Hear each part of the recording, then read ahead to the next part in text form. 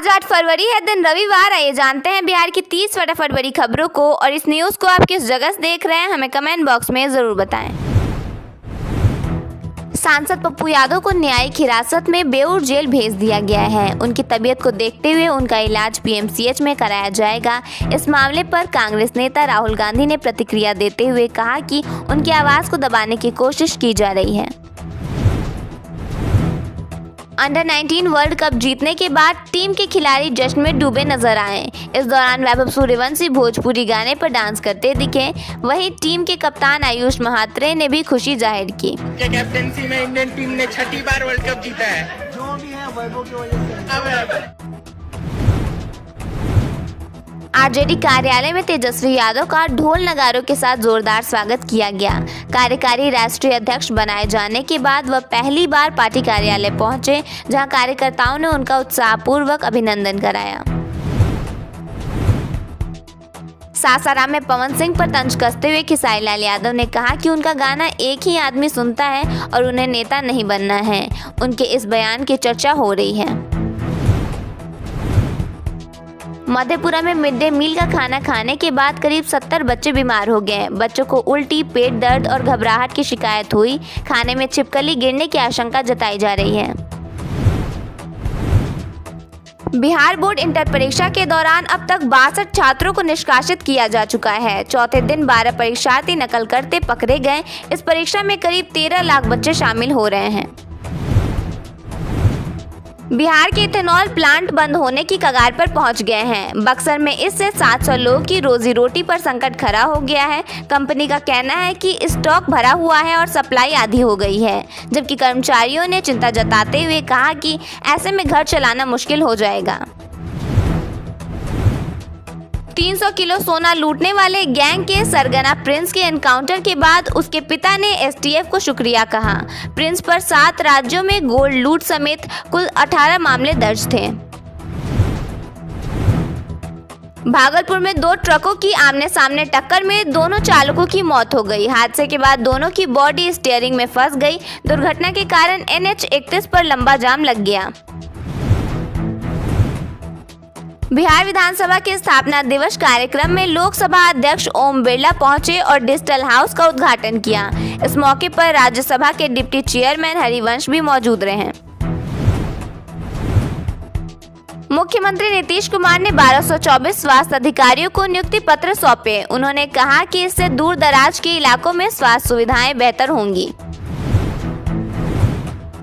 बेगूसराय में ससुराल से लौट रहे एक युवक का शव सड़क किनारे मिला। परिजनों ने उसकी हत्या की आशंका जताई है।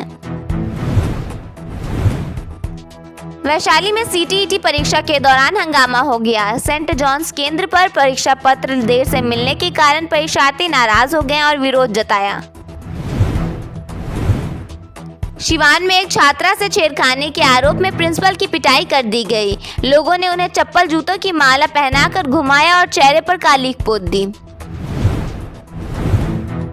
आज अधिकांश जिलों में मौसम साफ रहेगा। तेज धूप की वजह से दिन के तापमान में 2 से 3 डिग्री सेल्सियस तक का इजाफा हो सकता है। रात और सुबह के वक्त हल्की ठंड महसूस होगी। बिहार के पशुपालकों का इनकम बढ़ने वाला है। बिहार सरकार की तरफ से खास प्लानिंग की गई है। सीएम नीतीश कुमार ने एक्स के जरिए पोस्ट शेयर कर हर गांव में दुग्ध उत्पादन समिति का गठन करने का ऐलान किया है, जिसका फायदा पशुपालकों को मिल सकेगा। जानकारी के मुताबिक 7 निश्चय 2 के तहत राज्य के सभी प्रखंडों में सुधा दूध बिक्री केंद्रों की स्थापना की जा चुकी है। अब 7 निश्चय 3 के तहत राज्य के सभी पंचायतों में भी सुधा दूध बिक्री केंद्र स्थापित करने का निर्णय लिया गया है। बिहार के सबसे पिछड़े जिलों में से एक शिवहर में चीनी मिल की स्थापना की पहल शुरू हो गई है। सांसद, विधायक और जिलाधिकारी प्रतिमा रानी इस दिशा में सक्रिय हैं। जिलाधिकारी ने 100 एकड़ जमीन की तलाश शुरू कर दी है। यह कदम गन्ना किसानों के लिए उत्साहजनक है और पूर्वी किसानों और पूर्वी चंपारण के किसानों को भी लाभ पहुंचेगा, जिससे क्षेत्र की आर्थिक स्थिति में बदलाव आएगा और रोजगार के अवसर पैदा होंगे। पटना की यातायात व्यवस्था को राहत देने की दिशा में जिला प्रशासन ने बड़ा फैसला लिया है। गर्दनी बाग स्थित धरना स्थल को हटाकर अब मरीन ड्राइव के पास दूजरा मौजे में नया धरना स्थल बनाया जाएगा। इसके लिए करीब 2 एकड़ जमीन चिन्हित की गई है। प्रशासन का मानना है कि इससे न सिर्फ ट्रैफिक जाम की व्यवस्था कम होगी, बल्कि अस्पताल और सरकारी दफ्तरों तक आम लोगों की पहुंच भी आसान होगी। सांसद पप्पू यादव की गिरफ्तारी पर कांग्रेस नेता राहुल गांधी भड़क गए हैं। एक्स पर पोस्ट कर उन्होंने गिरफ्तारी को राजनीति प्रतिशोध बताया है, जबकि प्रियंका गांधी ने पप्पू यादव से फोन पर बात की और उन्हें अच्छे वकील की मदद लेने की सलाह दी।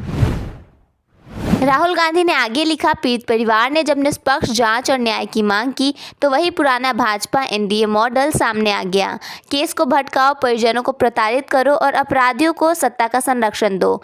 इस बेटी के लिए न्याय की आवाज़ बनकर साथ ही सांसद पप्पू यादव जी मजबूती से खड़े हुए। आज उनकी गिरफ्तारी साफ तौर पर राजनीतिक प्रतिशोध है, ताकि जवाबदेही मांगने वाली हर आवाज़ को डराया और दबाया जा सके। राहुल गांधी ने यह भी लिखा, सबसे चिंताजनक तथ्य यह है कि यह घटना किसी एक मामले तक सीमित नहीं दिखती। यह एक भयावह साजिश और खतरनाक पैटर्न की ओर इशारा करती है, जहां और भी बेटियां शिकार बन रही हैं और सत्ता इस खौफनाक सच्चाई से आंखें मूंद कर बैठी हुई है। यह राजनीति नहीं, इंसाफ का सवाल है। यह बिहार की बेटी की इज्जत और सुरक्षा का सवाल है। बिहार के करीब 9 लाख सरकारी कर्मचारियों को अब इलाज के समय कैश लेकर अस्पताल के काउंटर पर खड़ा नहीं होना पड़ेगा। विधानसभा में उप मुख्यमंत्री सम्राट चौधरी ने कैशलेस इलाज की घोषणा कर दी है। खास बात यह है कि इस सुविधा का लाभ विधायक और विधान पार्षद भी उठा सकेंगे। सरकार जल्द ही इसके लिए पूरा सिस्टम तैयार करेगी, जिसके बाद स्वास्थ्य विभाग इसे लागू करेगा। मुख्यमंत्री नीतीश कुमार की अध्यक्षता में हुई बैठक में बिहार नगर पालिका विधेयक को मंजूरी दे दी गई है। इस फैसले के बाद राज्य के शहरी निकायों की स्थायी समिति के सदस्यों का चयन अब नामांकन नहीं बल्कि चुनाव से होगा। नगर निकायों के सभी निर्वाचित सदस्य इस चुनाव में मतदाता होंगे और गुप्त मतदान के आधार पर समिति का गठन किया जाएगा। घूसखोरों के खिलाफ बिहार सरकार जीरो टॉलरेंस की नीति अपना रही है। इसी क्रम में राज्य के 3 जिलों में निगरानी थाना खोलने का फैसला लिया गया है। इसके साथ ही केस की संख्या बढ़ने की वजह से बिहार में कोर्ट की संख्या भी बढ़ाने पर ध्यान दिया जा रहा है। हॉर्न, इंजन और लाउड स्पीकर। पटना की सड़कों पर शोर अब सिर्फ असुविधा नहीं, सेहत और कानून दोनों के लिए खतरा बन चुका है। बिहार राज्य प्रदूषण नियंत्रण बोर्ड के हालिया सर्वे ने जो खुलासे किए हैं वे चौंकाने वाले हैं। आलम यह है कि पटना के पॉश इलाकों का शोर अब इंडस्ट्रियल एरिया को भी मात दे रहा है। रिपोर्ट के अनुसार शहर के प्रमुख चौराहों और ट्रैफिक क्रॉसिंग पर स्थिति सबसे ज़्यादा चिंताजनक है। मुख्यमंत्री 7 निश्चय पार्ट 3 के तहत अरवल जिले की 103 ग्रामीण सड़कों को 2 लेन बनाया जाएगा। ग्रामीण कार्य विभाग ने इसके लिए सर्वे शुरू कर दिया है। इससे आवागमन सुगम होगा, स्थानीय अर्थव्यवस्था को गति मिलेगी और मुख्य शहरों से संपर्क मजबूत होगा। चौड़ीकरण के साथ जल निकासी और गुणवत्ता में सुधार भी होगा, जिससे दुर्घटनाएं कम होंगी और किसानों को लाभ मिलेगा। सारण जिले में पुलिस और रेस्क्यू टीम ने ऑर्केस्ट्रा अड्डों पर छापेमारी कर 9 नाबालिग लड़कियों को मुक्त कराया। यह कार्रवाई मानवाधिकार आयोग के पत्र और विशेष अभियान के तहत हुई। मई 2024 से अब तक कुल 301 नाबालिग लड़कियों को बचाया जा चुका है, जिनमें नेपाल की लड़कियां भी शामिल हैं। पुलिस ने एक ऑर्केस्ट्रा कर्मी को भी गिरफ्तार किया है और आगे की जाँच जारी है। बिहार के IITians के गांव पटवा टोली में वृक्ष बी द चेंज संस्था ने 25 जनवरी को एक नई पहल की। वृक्ष पाठशाला में क्षेत्र की पहली अत्याधुनिक AI रोबोटिक्स लैब स्थापित की गई है। यह लैब ग्रामीण और वंचित छात्रों को आर्टिफिशियल इंटेलिजेंस और रोबोटिक्स की व्यवहारिक शिक्षा प्रदान करेगी।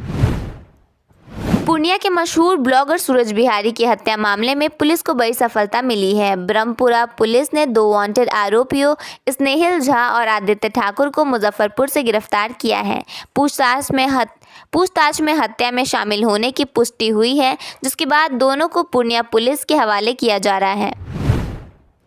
पटना के नियोजन भवन में निगरानी ब्यूरो ने बड़ी कार्रवाई करते हुए असिस्टेंट डायरेक्टर परमजय सिंह को 5 लाख रुपए की रिश्वत लेते रंगे हाथों गिरफ्तार किया है। ITI संस्थानों के लिए 1.7 करोड़ रुपए जारी करने के बदले उन्होंने 10 लाख की मांग की थी। गिरफ्तारी के बाद उनके घर से 15 लाख रुपए नकद भी बरामद किए गए हैं। बक्सर के चौसा स्थित बहादुरपुर गांव में एक अधिवक्ता के घर लाखों की चोरी हुई। गुरुवार देर रात 4 चोर छत के रास्ते घर में घुसे और करीब 2.5 लाख के जेवरात, 8,000 रुपये नगद व कपड़े चुरा लिए। परिवार के सदस्यों के जागने पर चोर भाग निकले। पुलिस ने प्राथमिकी दर्ज कर जांच शुरू कर दी है और जल्द ही चोरों को पकड़ने का दावा कर रही है। खजांची रोड स्थित सुधीर कुमार के मकान के ऊपरी तले पर खाना बनाते समय सिलेंडर लीक होने से आग लग गई। उस समय मकान में इंटर के 30 परीक्षार्थी और 10 स्थायी छात्र मौजूद थे, जो समय रहते बाहर निकल गए। आग फैलने के बाद एक छोटा और एक बड़ा सिलेंडर धमाके के साथ फट गया, जिससे बेड, किताबें और अन्य सामान जल गए। सूचना पर कई फायर स्टेशनों से 1 दर्जन से अधिक दमकल पहुंची, लेकिन तंग रास्तों के कारण बचाव में दिक्कत हुई। करीब 1 घंटे की मशक्कत के बाद आग पर काबू पाया गया।